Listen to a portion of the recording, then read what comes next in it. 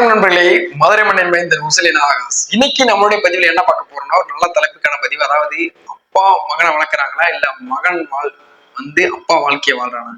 என்ன நம்ம ஒரு புதுவிதமான தலைப்பா இருக்கு. நிச்சயம் அதாவது இன்னைக்கு என்ன பார்க்க போறோம்னா, அதாவது ஒரு அப்பா ஒரு மகனை வளர்க்குறது கடமை நிச்சயமா. அதே மகனை கடைசி வரைக்கும் வளர்க்குறது கடமை கிடையாது. அது ஒரு கட்டுப்பாடோட இருப்பு. ஏன் சொல்றேன்னா, அதாவது எப்பவுமே அப்பா மகனுடைய உறவு ஒரு நல்ல உறவாக இருக்கணும். எப்பவுமே அவருடைய ஒரு அப்பா தன்னுடைய மகனிடம் உட்கார்ந்து அவருடைய நல்ல விதமான எண்ணங்களை பேசி அவருடைய நன்மை குறைகளை கேட்டு தெரிஞ்சுக்கணும். அவன் என்ன விதமான நினைக்கிறான், அடுத்து என்ன அவன் வாழ்க்கை எந்த மாதிரி இலக்கை நோக்கி போறான், இலக்குல என்ன நன்மை இருக்கு தீமை இருக்கு. ஏன்னா நீங்க அந்த மகன் என்ற நிலையை கடந்துதான் அந்த அப்பா நிலைக்கு வந்திருப்பீங்க நிச்சயமா. அதனால உங்க வாழ்க்கையில என்னென்ன அனுபவங்களா பட்டீங்கன்னா அந்த அனுபவங்களை எடுத்து கூறலாம். அது உங்களுடைய மகனுக்கு நல்ல உதவியா இருக்கு. அதே மாதிரி அந்த உங்களுடைய அப்பா அதாவது உங்களுடைய வாழ்க்கையில எப்பயுமே அவனை திணிக்காதீங்க. தன்னுடைய மகனுடைய வளர்ப்பு உங்களுடைய வாழ்க்கையை நீங்க திணிக்காதீங்க.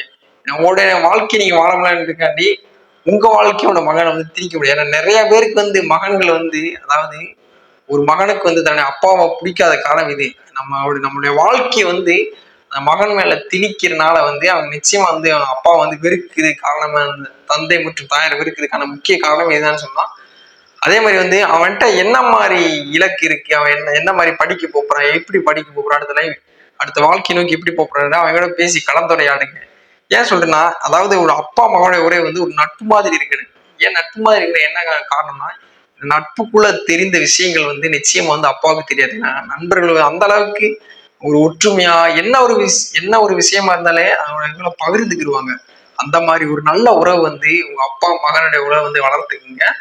அதே மாதிரி உங்க ஆசைக்காண்டி தன்னுடைய மகன் கலெக்டரு, தன்னுடைய டாக்டர், வக்கீல் நீங்களாம் ஒரு சுற்றுல உறவு விட்டு சொல்லி வளர்த்துக்கிறாங்க. ஏன்னா அவனுடைய உங்களுக்காண்டி வாழ்றது அவனுடைய லைஃப் பின்னாடி போய் அந்த வேலை கிடைச்சாலுமே கூட அந்த மாதிரி நல்ல வாழ்க்கை சந்தோஷம் வாழ முடியாத ஒரு சூழ்நிலை நீங்களா காரணமாக இருக்கீங்க.